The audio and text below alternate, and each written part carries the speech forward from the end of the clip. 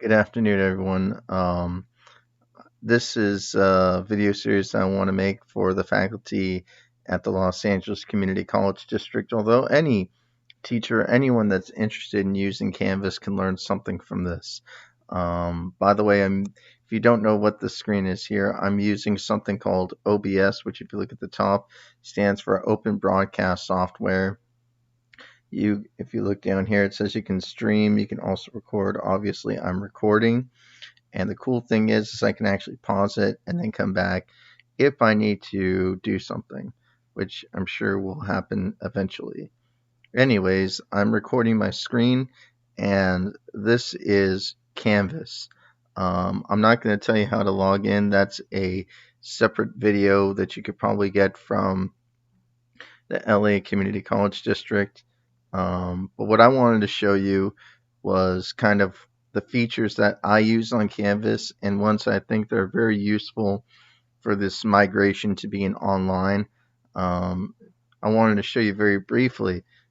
I don't want to say that I'm an expert at Canvas, but if you look at all the courses I have, some of these are my own, like this one, and all these past enrollments are all things that I have taught and made uh, things for, pages for, core shells. So that's quite a lot.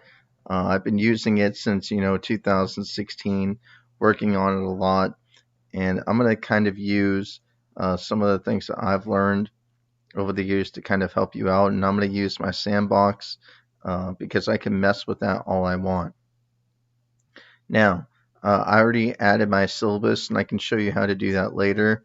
But what I wanted to show you is that if you look on the right-hand side here, I'm scrolling around the thing that says course status unpublished.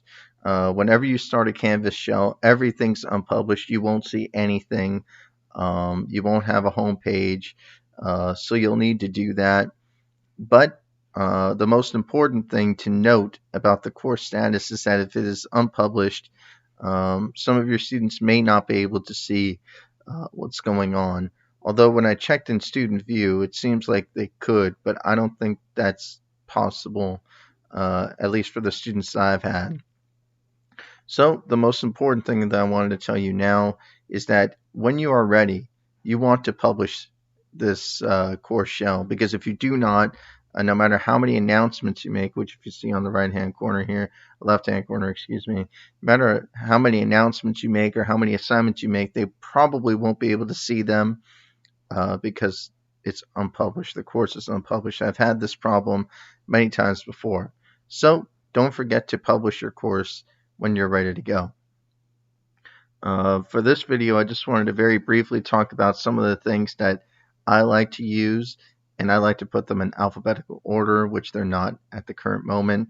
But announcements is extremely important, especially for this time when we're migrating to online status from, being in person face to face or even hybrid to going fully online.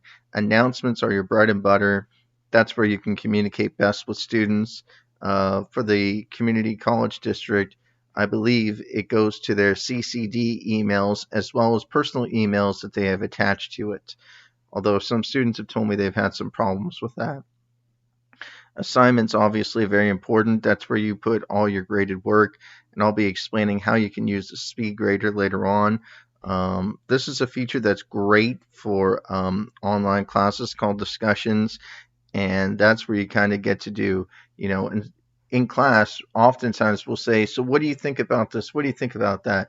Let's discuss it in groups or discuss it as a class. So that's where discussions really comes in. I'll definitely be talking about the grader and kind of how that works. Pages is extremely important. I use that as a place where students can go find all the readings and even some of the supplemental material that I've made, like worksheets and guidelines, which you can scan. And then, of course, the syllabus. It's nice that there's a separate page just for the syllabus. I also added to the pages. Makes it a lot easier. I copy and pasted everything, and I'll show you how you can do that. Obviously, quizzes are very nice. Although Canvas still could do some work on that, I'll explain kind of how quizzes work. And then modules are extremely useful for organization. Like if you want someone to read something first before they read or do the quiz, modules are a great place to organize that. You can tell students that they have to read this first before they take the quiz. Conferences are extremely, extremely, extremely useful. That's essentially where you could do office hours. At least that's what I plan to do. Collaborations is great if you want students to kind of work together on certain material. I've used this before, especially for exams where I wanted students to write together and they can use like a Google Doc and they can collaborate together. And so that's really nice. Attendance pretty much explains itself. I don't use Portfolium. I'm going to have to use ConferZoom, but I'm a little bit hesitant to use it. But that's where apparently we're going to be lecturing in all our classes. I don't know much about Zoom. That's one that I probably won't be able to tell you about. I've heard some bad things and good things about NetTutor, and I highly suggest that you tell students to go to the Writer's Block and the Writing Center if they have a writing course, or probably the Pi Center for Math if they're still open.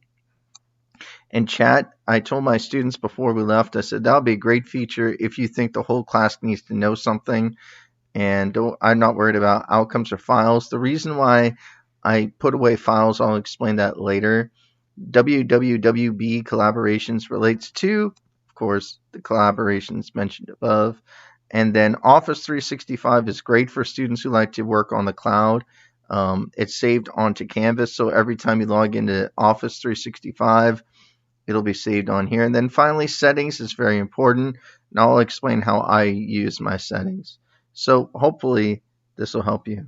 Hopefully the video is not too long for you.